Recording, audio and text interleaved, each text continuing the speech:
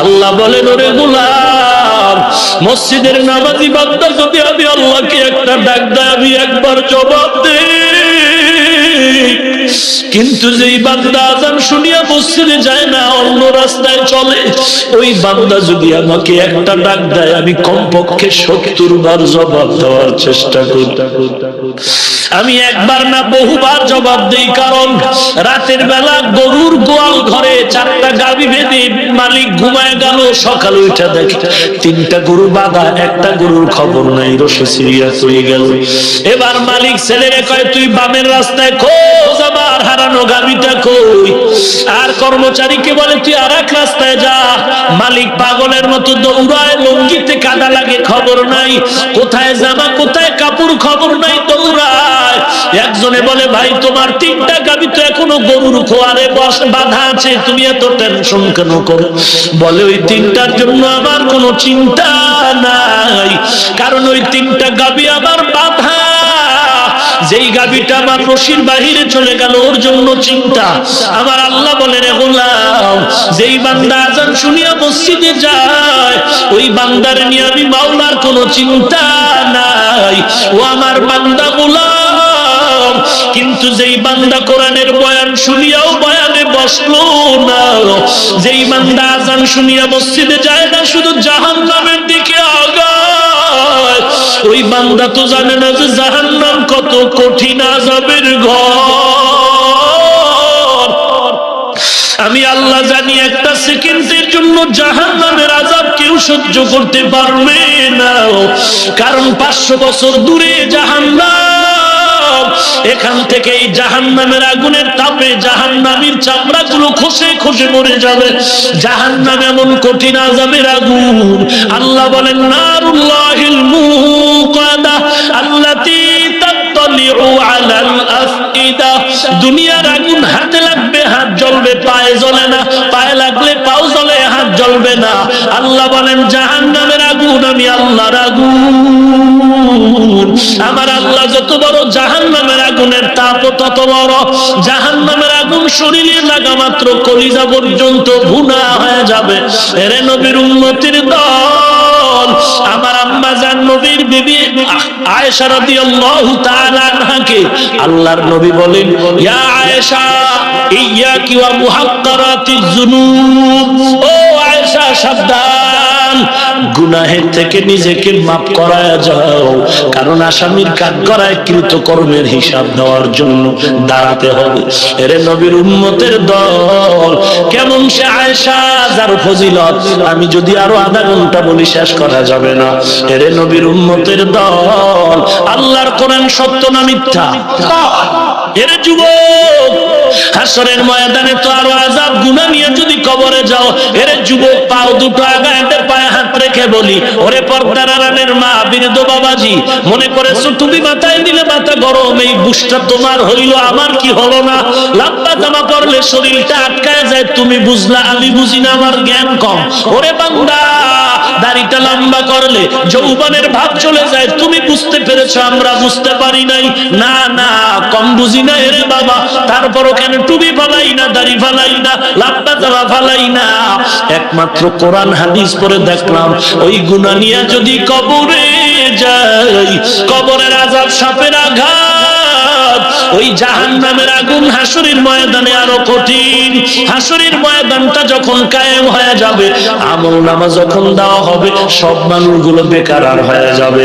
মা সন্তান ভুলে যাবে, সন্তান মা ভুলে যাবে, কারো সাথে কারো পরিচয় নাই। কারণ আমলনামা যদি ডান হাতে আসে কপাল ভালো, কিন্তু যদি আমলনামা বাম হাতে আসিয়াই যায়, জাহান্নামের আযাব ছাড়া জান্নাত পাওয়া যাবে না।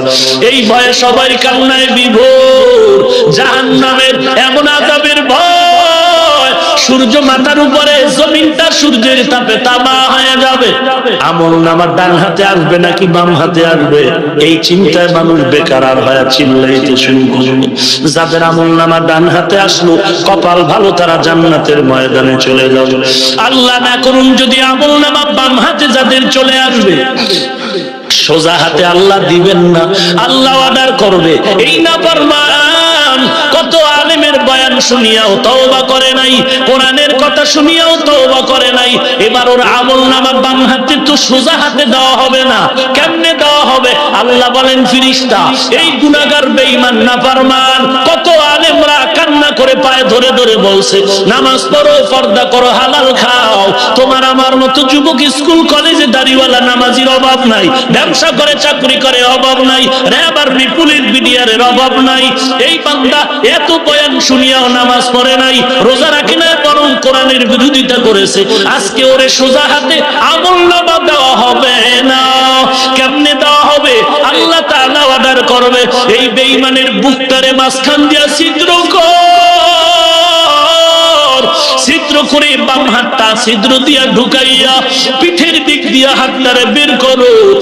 ফেরেশতা আল্লাহর অর্ডারে বুকটাকে ছিদ্র করে গুনাহগারের বাম হাতটা ঢুকাইয়া পিঠের দিক দিয়া হাতটা বের করবে। আল্লাহ তখন বাম হাতের মধ্যে আমলনামা দিয়া আল্লাহ বলবেন ইকরা কিতাবাকা কাফা বিনাফসিকাল ইয়াউমা আলাইকা হাসিবা। একটু পড়ে দেখ জীবনে কি অন্যায় করেছো, কোথায় কত গুনার কাজ করেছো, পড়ে দেখ।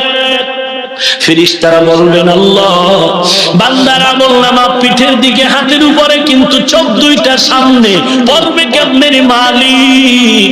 আল্লাহ তাআলা জালালিয়াতের মেজাজ নিয়ে বলবে ওরে ফেরেশতারা এই বেঈমান নাফরমানের ঘাটটা ধরে মোচড় দিয়ে ফিরা দাও, ঘাটটাকে মোচড় দিয়া পেছন দিকে ফিরা দাও।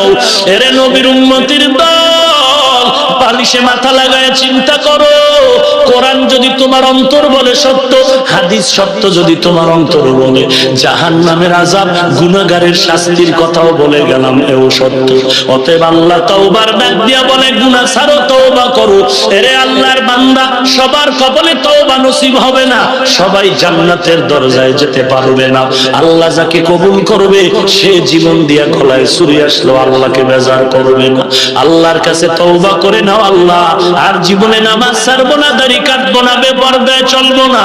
ও মালিক, মা বাবার খেদমত করব, খাঁটি আল্লাহওয়ালারে বন্ধু বানায় আমল ভালো করব, এবং দেশ ও জাতির বিরুদ্ধে কোনো ষড়যন্ত্র করব না। তওবার যদি নিয়ত হয় খাঁটি তওবার নিয়তে, মুনাফিকি যদি না থাকে দুটো হাত আমার আল্লাহকে দেখায় দাও। আয় আল্লাহ সবার হাত কবুল করে নেন, তওবা কবুল করে নেন, তওবার উপরে মজবুত হয়ে চলার তৌফিক দান করেন আল্লাহ। মা বাবার খেদমতের জন্য কবুল করে নেন। আয় আল্লাহ নবীর সুন্নাতওয়ালা জিন্দেগি দান করেন, সহিভাবে কোরআন পড়ার তৌফিক দান করেন, খাঁটি আল্লাহওয়ালার বন্ধু বানায় দেন। আয় আল্লাহ দেশ ও জাতির বিরুদ্ধে ষড়যন্ত্র থেকে হেফাজত করেন আল্লাহ। আমাদের তওবার উপরে মজবুত হয়ে চলার তৌফিক দান করেন, গুনাহের প্রতি ঘৃণা জমায় দেন, শয়তান ও নফসের ধোঁকার থেকে কুদরতের হাতে আল্লাহ নবীর ওসিলায় আমাদের হেফাজত করেন, আমিন। আলহামদুলিল্লাহি রাব্বিল আলামিন, ওয়াসসালাতু ওয়াসসালামু আলা সাইয়্যিদিল আমবিয়া ওয়াল মুরসালিন ওয়া আলা আলিহি ওয়া আসহাবিহি আজমাইন ইয়া আরহামার রাহিমিন।